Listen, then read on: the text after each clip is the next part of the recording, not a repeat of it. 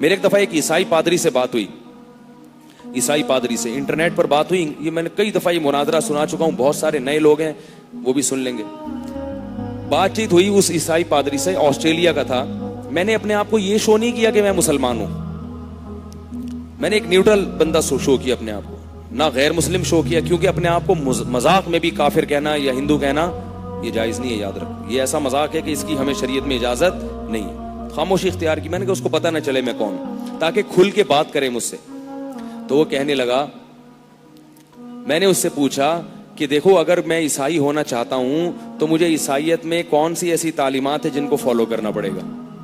اس نے بتایا کہ عیسائیت میں آپ کو چرچ جانا پڑے گا، اور آپ کو عیسائیت میں 25 دسمبر کو یہ کرنا پڑے گا. 2-3 اور کام بتایا، پورا عیسائی مذہب کیا ہو گیا، A to Z ختم. وہی 4 کام کرنے پڑیں گے. تو میں نے کہا ان 4 کاموں کے لیے اگر میں اللہ نہ کرے اپنا مذہب تبدیل کروں تو میرا تو پورا خاندان میرا بائیکاٹ کر دے گا. اچھی خاصا مجاہدہ ہے نا. تو میں ان 4 چیزوں کے لیے کہ اتوار کو میں چرچ جاؤں، 25 دسمبر کو کرسمس مناؤں، اور 2-3 اس طرح کے چھوٹے موٹے کام اور کر لوں. تو یہ تعلیمات ہیں جس کے لیے عیسیٰ علیہ السلام دنیا میں آئے تھے، اور اتنی انہوں نے مارے کھائی تھی اور اتنی قربانیاں دی تھی. اللہ نے بغیر باپ کے پیدا کیا، پھر ماں کی گود میں ان کو بولنا سکھایا. یہ 4 چیزیں بتانے کے لیے. سمجھ میں نہیں آ رہی بات؟ بھئی یہ 4 چیزیں کہ بھئی چرچ جانا اتوار کو، اور اس میں تھوڑے سے گیت ویت ہوتے ہیں وہ پڑھ کے سن کے آ جانا، اور پھر یہ کرنا. اور کہہ رہے نہیں حضرت عیسیٰ علیہ السلام جو آئے تھے دنیا میں وہ تو بہت بڑی تعلیمات. تو میں نے کہا کہاں ہیں وہ تعلیمات؟ تو بہت ساری تعلیمات لائے تھے نا، تو وہ کدھر ہیں؟ کہہ رہے وہ ہیں. میں نے کہا کیا ہیں؟ اس نے کہا سچ بولو. تو میں نے کہا یہ تو حضرت عیسیٰ بولتے تھے کہ سچ بولو، لیکن یہ تو گورے بھی یہی کہتے ہیں سچ بولو، یہ تو انگریز بھی یہ کہتا ہے سچ بولو، یہودی بھی کہتا ہے، ہندو بھی کہتا ہے. اس کے لیے عیسائی بننے کی کیا ضرورت ہے ہمیں؟ بھائی تو ویسے ہی بول لینا آدمی، اس کے لیے مذہب کو فالو کرنے کی کیا ضرورت ہے؟ یہ تو ساری دنیا کہتی ہے کہ بولو تو کیا بولو، سچ بولو. تو نیا کیا مجھے نظر آ رہا ہے اس میں؟ وہ کیا خاص بات ہے جو حضرت عیسیٰ لے کر آئے تھے؟ کہہ رہے اصل میں جھوٹ نہیں بولو. اس کو بیچارے کو سمجھ میں ہی نہیں آ رہا ہے یہ مولوی صاحب کیا پوچھنا چاہ رہے ہیں. پھر میں نے اپنا سوال آسان کر کے اس کو بتایا. صرف عیسائیوں کی تو ایک مثال دے رہا ہوں، یہودیوں کا بھی یہی حال ہے، ہندوؤں کا بھی یہی حال ہے، سکھوں کا بھی یہی حال ہے. ان کے پاس مذہب کی تعلیمات ہیں ہی نہیں. پھر میں نے اسے فرضی مسئلہ پوچھا. میں نے کہا اچھا مجھے یہ بتائیں کہ اگر آج آپ کا انتقال ہو جاتا ہے تو آپ کی وراثت میں آپ کے بیٹے کو کتنا ملے گا، بیٹی کو کتنا ملے گا، آپ کی بیوی کو کتنا ملے گا، آپ کے ابا کو، آپ کی اماں کو کتنا ملے گا؟ تو اس نے کہا یہ جو آسٹریلیا میں جو لا ہے نا، آسٹریلیا کی عدالت کا قانون ہے کہ اتنا ملے گا. میں نے کہا یہ آسٹریلیا کی عدالت کا نہیں پوچھ رہا، گاڈ کیا کہتا ہے کہ کس کا کتنا حصہ. کچھ اللہ نے بھی تو آسمان سے قانون اتارا ہوگا نا. سارا ہی اللہ عدالتوں کے حوالے اگر کر دیں تو اللہ کہے گا میں سب سے بڑا حاکم تو میں ہوں، میں کیوں بیٹھا ہوں یہاں پہ، میں کیوں پیغمبروں کو بھیج رہا ہوں بھائی. میں نے کہا گاڈ کیا کہتا ہے اور حضرت عیسیٰ نے کیا بتایا، اس کو پتہ ہی نہیں، ہے ہی نہیں، لکھا ہوا ہی نہیں ہے، تو کہاں سے پتہ چلے گا. تو میں نے کہا اس کا مطلب امریکہ والا امریکہ کی عدالت کو فالو کرے گا، آسٹریلیا والا آسٹریلیا کی عدالت کو، تو اس کے لیے عیسائی بننے کی ضرورت نہیں ہے. تو میں چونکہ پاکستان میں ہوں تو میں پاکستان کی عدالت کو فالو کروں گا، مجھے کیا ضرورت ہے. ایسے 5-6. پھر میں نے اس سے پوچھا کہ آپ جو ہے بیوی کو الگ کرنا چاہتے ہیں، اپنے آپ سے نکاح ختم کرنا چاہتے ہیں، اس کا کیا طریقہ ہے آپ کے پاس؟ پریشان ہوئے کہہ رہے ہیں کہ اس کا عیسائیت میں یہ ہے کہ یہ ختم ہو ہی نہیں سکتا رشتہ، یہ رشتہ کبھی بھی ختم نہیں ہو سکتا.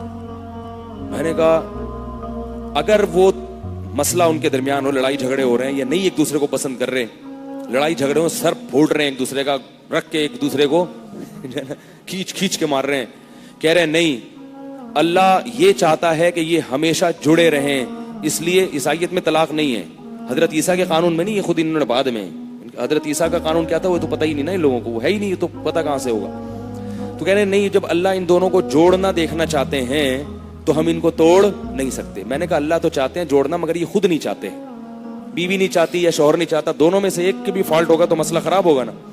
یار نہیں. پھر میں نے بہت مثال دی. میں نے کہا یار آپ نے اپنی بیٹی کی شادی کر دی کہیں کسی بندے سے، پتہ چلا وہ سٹا لگاتا ہے، اب کیا کرو گے یار؟ وہ چرس پیتا ہے، وہ ہیروئن پیتا ہے، وہ سگریٹ سے آپ کی بیٹی کو جلاتا ہے، وہ ٹانگیں توڑ دیتا ہے، وہ یہ کر رہا ہے، تو کیا کرو گے آپ؟ کہہ رہے یار وہ اب عیسائیت میں کیا ہے، طلاق ہے ہی نہیں. کہہ رہے ہم کیا کریں گے، ہم جو ہے نا ان کو مشورہ دیں گے. بھائی محبت سے رہو. میں نے کہا یار اللہ کے بندے آپ کی بیٹی پہ یہ ہو رہا ہے اور آپ اس کو مشورہ دیں گے. میں نے کہا یہ معاملہ برس کر لو, ایک آدمی ہے اس کی بیوی یہ سب کچھ کر رہی ہے, اٹھا کے شوہر کی دھنائی لگا رہی ہے,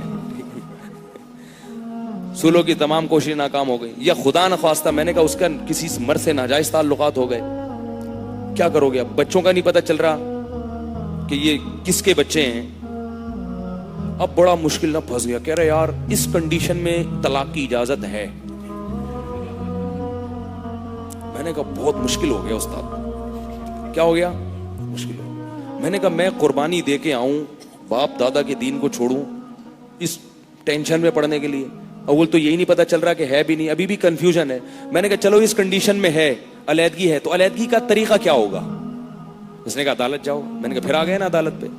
عیسائی مذہب میں کیا ہے کہ مرد جب بیوی کو چھوڑنا چاہتا ہے تو کیا کہے گا کہ چھوٹ جائے گا؟ میں نے کہا کہہ رہے گا وہ پتہ نہیں کیا کہے گا, وہ ہے ہی نہیں تو کہاں سے پتا چلے گا؟ میں نے کہا یار یہ بیسک چیزیں نہیں ہیں. پھر میں نے پھر اس کو بتایا کہ اچھا مجھے, میں نے کہا پھر اس کو کہا کہ پھر اسلام اچھا نہیں ہے جس کے پاس اپنی تعلیمات تو ہیں, تعلیمات تو ہے. میں نے کہا اسلام میں پتہ چل جاتا ہے باپ مرے تو قرآن نے بتایا بیٹے کا اتنا, بیٹی کا اتنا, ابا کا اتنا, اماں کا اتنا. بیٹا بیٹی نہیں ہے, ابا اماں ہے تو پھر اتنا, ابا اماں بھی نہیں ہے, بیٹا بیٹی بھی نہیں ہے, بھائی بہن ہے تو پھر اتنا, بھائی بہن بھی نہیں ہے, چچا ہے بھتیجے تو پھر اتنا, دادا ہے تو اتنا. ایک ایک چیز کا ڈیفائن کر دیا. میں نے کہا میاں بیوی میں طلاق ہو گئی, بچے کہاں جائیں گے؟ قرآن و حدیث نے اس کو بتا دیا کہ وہاں اتنے سال رہیں گے, وہاں اتنے سال رہیں گے. خرچہ کس کے ذمہ ہوگا؟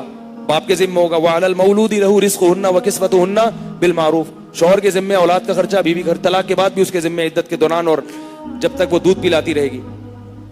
آپ تو ہر چیز میں کس کو فالو کر رہے ہو؟ آسٹریلیا کے قانون. پھر میں نے کہا اس میں طلاق کا طریقہ بھی بتا دیا اسلام نے, ایک بھی ہوتی ہے, دو بھی ہوتی ہیں, تین بھی ہوتی ہیں. ایک اور دو کا یہ حکم ہے, تین کا یہ حکم ہے. پھر یہ بھی بتا دیا کہ دینی چاہیے, کب دینی واجب ہے, کب دینی سنت ہے, کب دینی بری ہے, ناجائز ہے, یہ بھی بتا دیا اسلام نے. بلا وجہ بیٹھے بیٹھے دو گے تو کیا ہے؟ بری حرکت ہے, حماقت ہے, ناپسندیدہ ہے. اور بعض کنڈیشن ایسی ہے کہ اس میں اگر نہیں دو گے تو گناہ گار ہو گے, یہ بھی بتا دیا ہمیں. تو پورا ایک وراثت ہے. پھر میں نے کہا اچھا میں نے کہا میں اپنی بات آپ کو یوں سمجھاتا ہوں کہ دنیا کے کسی مذہب میں مفتی ہوتے ہیں اسلام کے علاوہ؟ روحانی پیشوا تو ہوتے ہیں, روحانی پیشوا ہوتے ہیں. ہندوؤں میں بھی ہوتے ہیں پنڈت, وہ آپ کی بگڑی بنانے کے لیے کچھ چیز دیں گے, فلیتے پلیتے آپ کو پڑھ کے دم درود کریں گے, کچھ جو ان کا دم ہوتا ہے انڈن منتر کلی کلندر ہو جا منتر چھو, وہ کرے گا, آپ سمجھو گے کچھ ہو رہا ہے کام. یہ تو ہوتے ہیں کام بنانے والے آپ کے. اسی طرح سکھوں میں بھی ہوتے ہیں, وہ اپنے پنڈت جی کے پاس جا کے کرتے ہیں, وہ کہتے ہیں سر پہ ہاتھ پھرواؤ بال نکل آئیں گے, بہت کچھ ہوتا ہے. میں نے کہا کہ لا بتانے والے, قانون بتانے والے, صبح سے لے کے شام تک کہ اسلام یا یعنی ہندوؤں کے پاس کوئی ایسا نظریہ ہے کہ ہندوؤں کے پنڈت بتاتے ہو ہندو مذہب میں اٹھنا اتنے بجے ہے, سونا اتنے بجے ہے, یہ کھانا ہے, یہ نہیں کھانا, یہ کرنا ہے, یہ نہیں کرنا, صبح سے لے کے شام تک کی جو انسانوں کی روٹین ہو اس کو بتانے والے ہندوؤں میں کوئی مفتی ہے کیا جو مسائل بتاتے ہوں؟ عیسائیوں میں کوئی, آپ کیا, میں نے وہ تو عیسائی تھا, میں نے کہا کوئی پادریوں میں کوئی مفتی ہے کہ اس کے پاس سارا دن کالز آتی ہوں اور وہ ان کو بتاتا ہو کہ بھائی یہ جائز ہے اور یہ ناجائز ہے؟ کہہ رہے نہیں ہوتے. ہوتے ہوں گے تو بولے گا نا, وہ کہہ رہے نہیں. انگریزوں میں ایک بات ہے کہ ہوتے صاف گو ہیں, یہ خوبی ہے, وہ اپنی خامیاں بھی نا زبان سے تسلیم کر لیتے ہیں. یہ اکثر, یہ سارے نہیں, انہوں نے ہر دھرم سب جگہ ہوتے ہیں, مان لیتے ہیں ہاں بھائی یہ. تو میں نے کہا بھائی پھر اسلام کے مقابلے میں جب کوئی تعلیمات ہی نہیں ہے تو ان تعلیمات میں یہ غور کرنا کہ صحیح تعلیمات کون سی اور غلط تعلیمات کون سی, یہ تو جب ہوگا نا جب وہ دو تعلیمات ہوں اور ان میں ہمارے لیے فرق کرنا مشکل ہو رہا ہو, پھر ہم کہیں گے یہ صحیح ہے اور یہ غلط. جب ہے ہی نہیں تو پھر تو ایک ہی چیز رہ جاتی ہے نا, پھر تو اسلام رہ جاتا ہے. اللہ نے اسلام کے مقابلے میں کسی مذہب کو پنپنے ہی نہیں دیا تاکہ اللہ کی اپنے بندوں پر حجت تمام ہو جائے. میں نے کہا کہ میں تو بہت ہی نالائق قسم کا مفتی ہوں, صبح سے لے کے رات تک فون بجتا رہتا ہے, دم درود کے لیے نہیں, صبح سے لے کے رات. پھر میں کھل گیا نا اس کو, میں نے پورا بتا دیا میں کیا ہوں.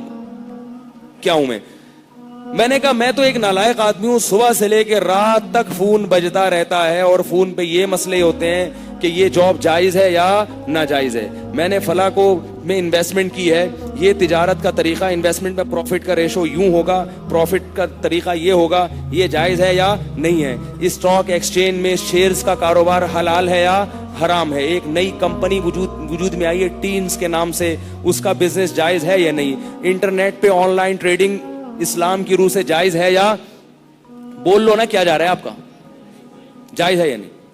میں نے کہا وکیلوں سے الگ پوچھا جاتا ہے, مفتیوں سے الگ پوچھا جاتا ہے. وکیل سے یہ پوچھا جاتا ہے کہ پاکستان کے قانون کے مطابق جائز ہے یا نہیں.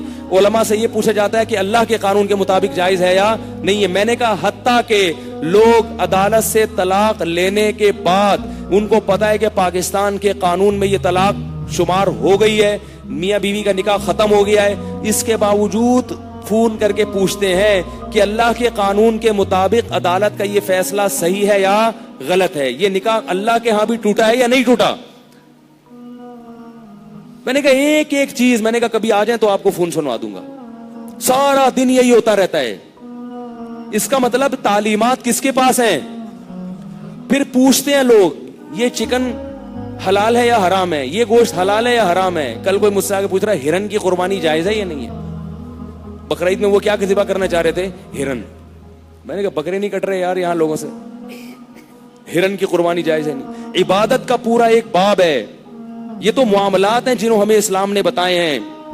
نکاح اور طلاق ہے, پھر تجارت ہے, کاروبار ہے, پھر شفا. پھر اسلام میں کچھ چیزیں ایسی بتائی ہیں جو پوری دنیا میں کہیں بھی نہیں تھی, جن کا تعلق معاملات سے. مثال کے طور پر آپ کا گھر ہے, آپ کا پڑوسی گھر بیچ رہا ہے, پوری دنیا کیا کہتی ہے اس کا گھر ہے جس کو چاہے بیچے. اسلام نے یہاں کیا پابندی لگا دی, پڑوسی سے پوچھے بغیر نہیں بیچ سکتے.